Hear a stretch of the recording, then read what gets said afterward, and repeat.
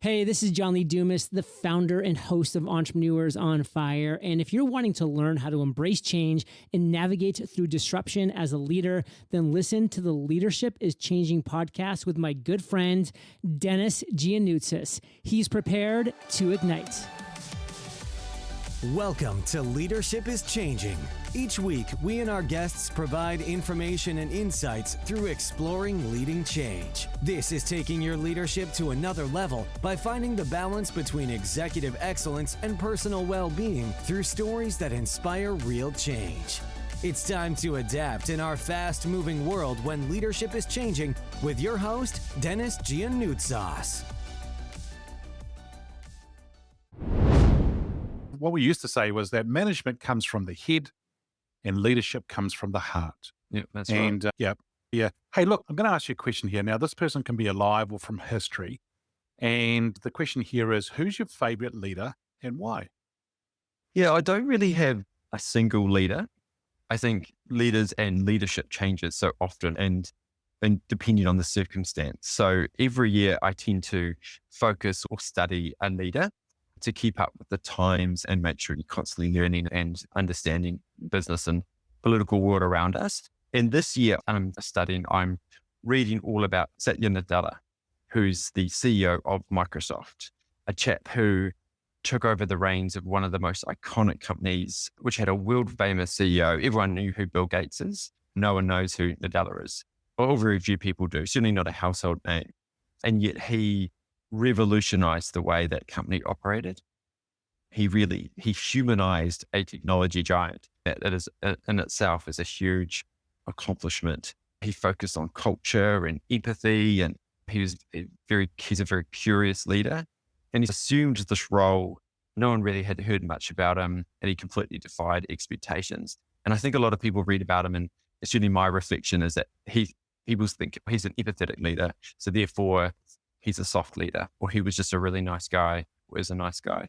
But actually he brought great clarity to his vision, had really big, bold ideas, very innovative, and he's very energetic. So he brings to any meeting or any sort of engagement he has one-on-one or with 5,000 people, he brings this great energy and urgency and momentum to his ideas. And he's been incredibly successful. I think he grew Microsoft by something like $250 billion, which is a nice, tidy little sum for someone, but really did it in a way that changed the culture. And I think he's a leader for our times, really. So I've got a lot more to learn about him, but that's certainly what has impressed me so far.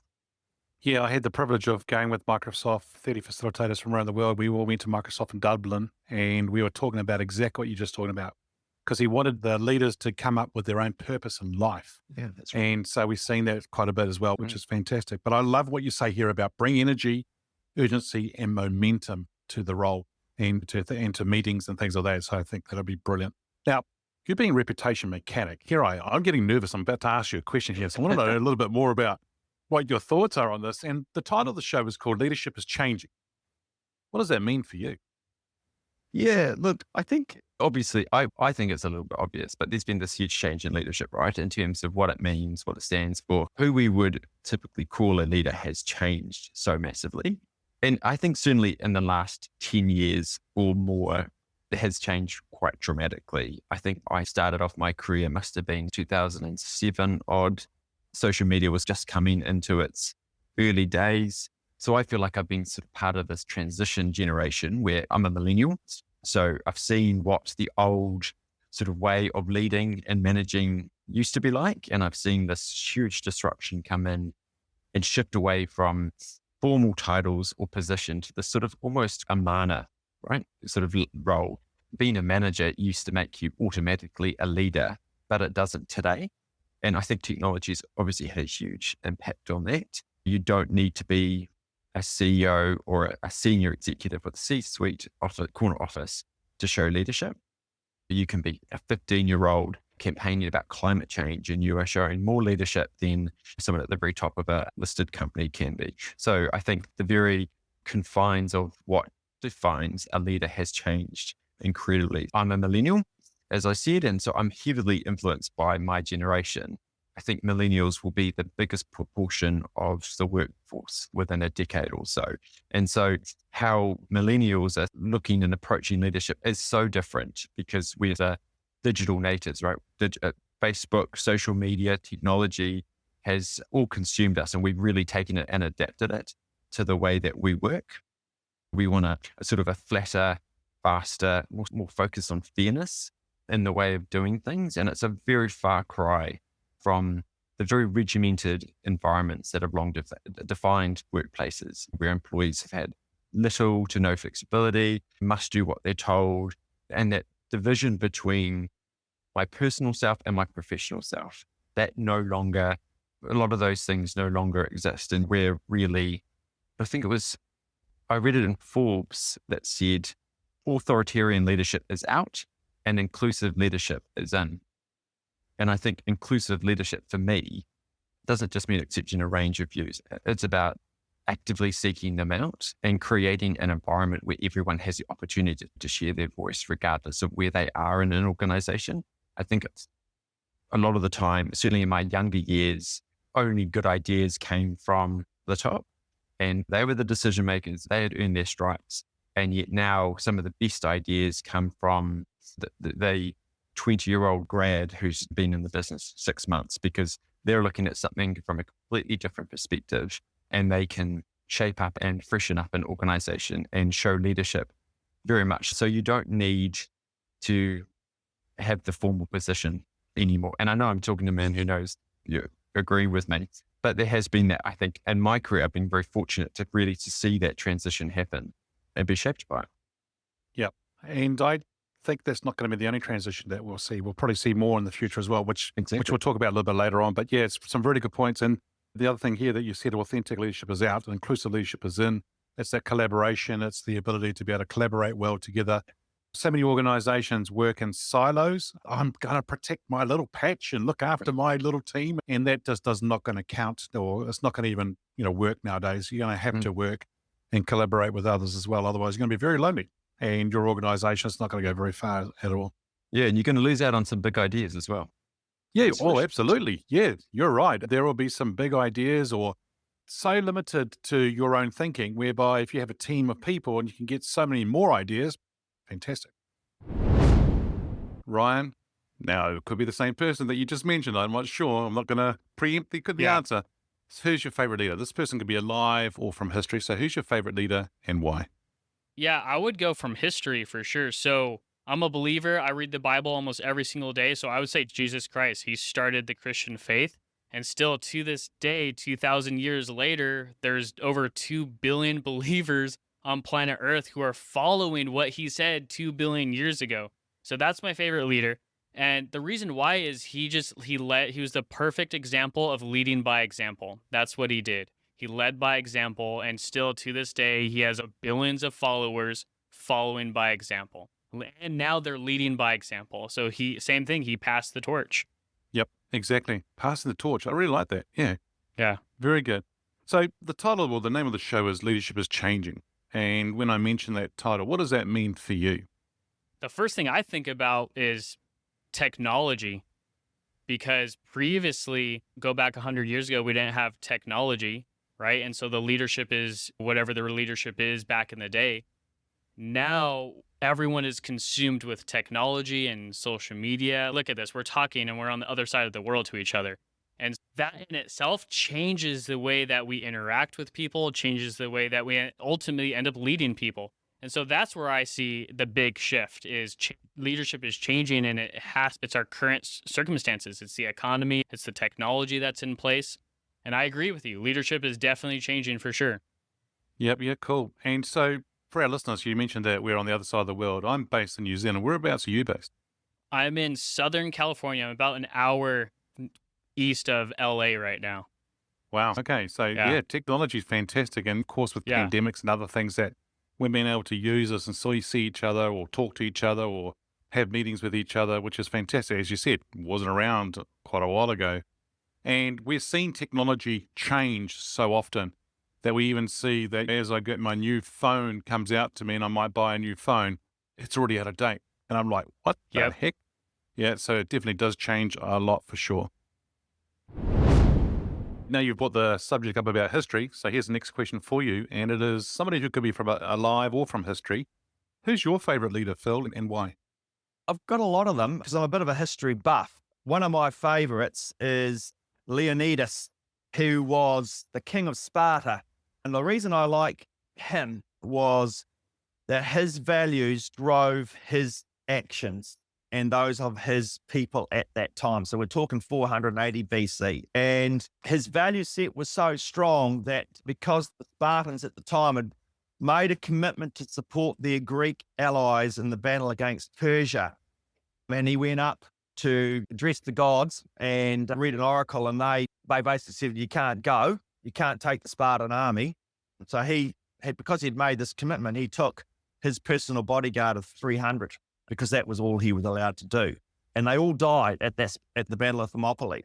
And it was his single-minded, values-based leadership that really has resonated with me, because not that he was prepared to go all the way knowing that he wasn't going to get off that hill. And it was a commitment that they made. It was all about their values. Ultimately, those values destroyed that particular culture because they just got so introverted. But the notion of it, was, I think, really important.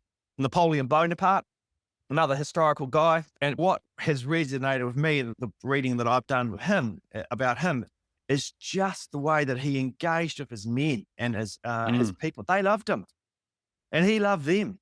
And he was really smart and clever about how he was able to engage with his people and talk to his people. And people like Alexander the Great, another one. He remembered people's names in an army of 40,000 people. He could ride along that line and stop his horse and go, tell me about your dad, or how's your family back home, and how are you feeling? And I know you got hurt at that last. Those sorts of been able to take care of the little people. And I think that's something that I've always had in my back of my mind, is that notion of looking after the people that don't necessarily get the recognition that they might deserve can really pay real dividends. And I think that's just so important. And our former Prime Minister, Sir John Key, if you park the political colour, I was lucky enough to be at different places where he was at. So at that time I was CEO of the Lion Foundation, and we were funding all these different initiatives across the country. And he was invariably opening them. So I got the opportunity to have a few chats to him, or at least just watch him, observe him. And one of the most important things that he did, more than anything else, and why people just absolutely adored him, was he listened to he just took the time out. He'd make small chat, and he actually connected with people really powerfully. And it was a gift. I think that ability to engage, to give people the courtesy of your time, to remember the small stuff and remember them, or at least engage with them, is really important. Right through from those 3 or 4 people that I've just mentioned. Yeah, awesome. They're great examples that you shared there as well, for sure. And Phil, I'm just mindful of time and your time, so let's just move on. The next question I've got here is leadership is changing, and that's the title of the show. What does that mean for you? I think for me, as I said earlier, about the notion of the soft skills and how that has now manifested itself in our current environment to being something that is absolutely essential, particularly in the post-COVID world that we're living in New Zealand. The focus on people's well-being, building the appropriate culture, looking after our people, I think that has been one of the fundamental shifts that I've seen over the last 5 to 10 years, where it's moved from being probably not something that was seen as important. It was about how hard you were, how tough a negotiator you were, all that sort of stuff. It was outputs and results at all costs versus actually we need to bring our people with us. So I think that's been a fundamental change. And within the current generation of young people coming through, you often hear the comments about, the millennials. Yep. Gosh, they've got it. They're just so young and they just don't understand. I had to facilitate a Q&A session at a function I was at with a group of millennials. And my framework for that is, tell me what the average age was to the audience of the people on the control panel for the lunar landing in 1969. And the average age is 26. So these were young people in 1969 making it up as they went, because they were at the forefront of it.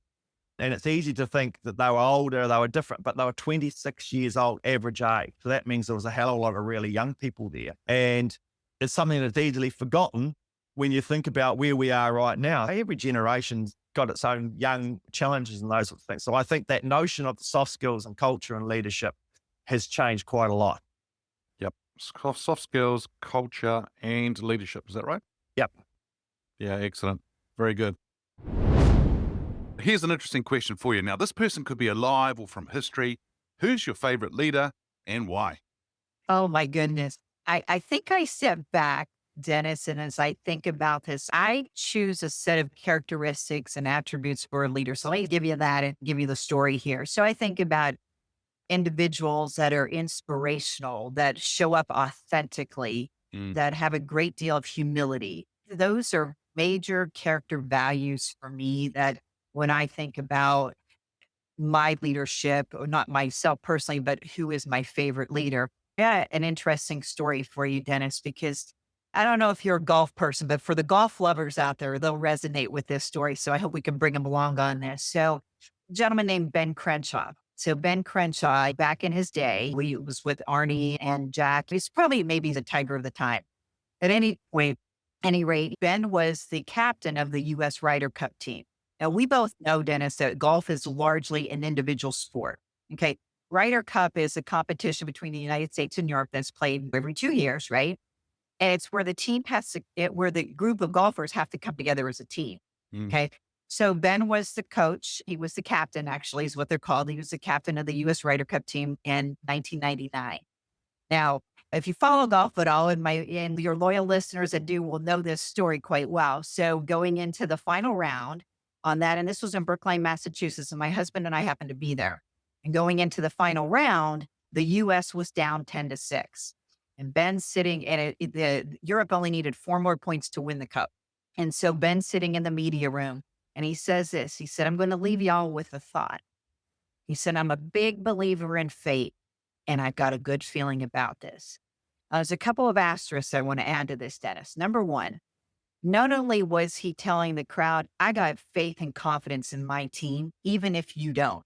And his team was in the back listening. They're like, what's he going to go out there and say about us? So you think about the inspiration that he's giving to them, and you could feel his authenticity. Here's where I knew the guy was an incredible leader. Roll forward, it's a couple years later, and I happen to be in London on business. And it's on a Saturday morning, and I went down to the hotel lobby, and I'm having breakfast, and I was by myself, and came out of the breakfast area, and lo and behold, in the lobby is Ben and his wife. And I thought, I just got to go up. I got to go up and hi to this guy. So I walk up to him and I said, "Hi, Ben." Peyton Smith, and he's back. And one of the first things he did, Dennis, he pushed his chair back and he got up and he met me eye to eye. And he introduced his wife to me. And I told him what an incredible thing that was in Brookline when we talked a little bit of golf and whatever. So we chit-chatted. We went on about my day, went out. Okay, I come back at the end of the day, walk through the bar. Who's in the bar? Ben and Julie. He comes up to me. No kidding. He comes up to me, wants to know how my day was. Because he remembered the conversation 8 hours earlier. And I thought a couple of things. Let's tie this back to leadership. I thought, my gosh, how do you show up when the cameras aren't on? There are no cameras. I'm just some lowly American walking through the lobby, for goodness sakes. And the fact that he took the time, he was so gracious. He was so respectful of his wife. He was respectful of me as a female. He stood up. I thought, my gosh, I need to learn from this guy. So when I think about authenticity, humility, inspiration, not only did he inspire those group of golfers, and by the way, the U.S. won. Oh, yeah. But not only, I got to get that in there, Dennis. Not only that, but I thought he's inspiring me to be better in how I show up, even on the days off. That's what I took away. And so he's one of my favorite. I love that man. What a wonderful story. You're so right. Is how we do show up all the time. And it's not just, I think it's even Piggy right in your own home, and you see the way he respected his wife and so forth. And even if you aren't being seen by other people, they know. They'll pick up on it. And it's really quite interesting to see how that happens. And I think what you just said there about how do you show up when the cameras aren't on? That is brilliant. That is exactly the way that as leader, I think that's the leadership piece.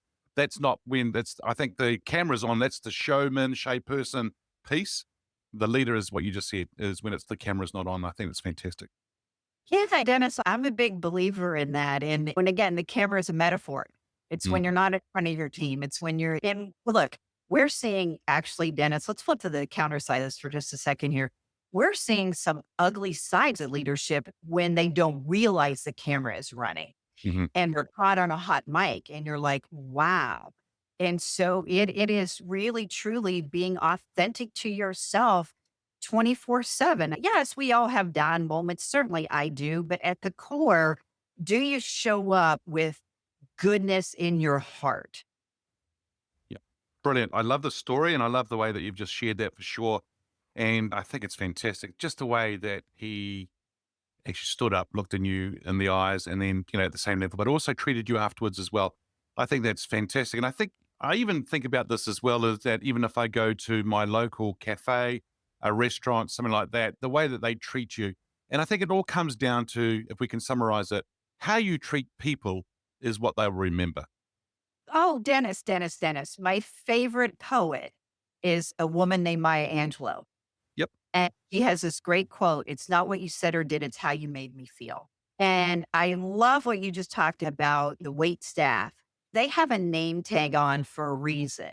It doesn't take any more energy for you to say, hey, John, whatever their name is, how was your day? Because most people don't do that. So that could be the person at the airport that's checking your bag, person that's taking your drink order, the person, quite frankly, that's delivering your mail, whatever it is. We're all, almost 7 billion of us here sharing this thing called Earth, but we're humans. Let's reflect that. Yep, absolutely.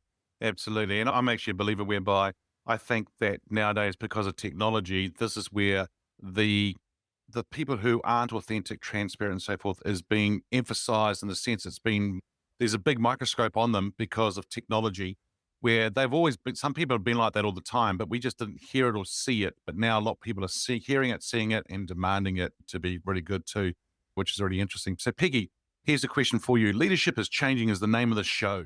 When I say that term or that title, what does it mean for you? I think what it means for me essentially is that you don't get there and get a degree and hold it. It is along the lines of, it's as good for the minute that you got it. But the minute after that, you have to subscribe to a construct of it being evolutionary. And so when I think about when you say, hey, leadership is changing, I sit back and say, yeah, and it needs to, and it should. And what it means to me is that I have to create that mindset and evolve and constantly think of it that way. Because again, it's not a degree. Like I didn't walk across the stage and somebody go, oh, hey, here's your degree, your BA in leadership. No, I think it should be a BA in blank, whatever the blank is. And leadership has to be a continual thing. You can't subscribe to it once and say, I was a great leader, because the common word there is the past tense verb. Was. You got Yeah.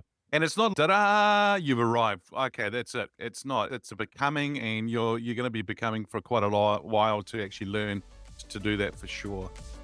Thank you for listening to this episode of Leadership is Changing with your host, Dennis Giannoutsas. Each week, we and our guests provide information and insights through exploring leading change, inspiring executives and leaders to adapt and lead a bigger game in a fast-moving world.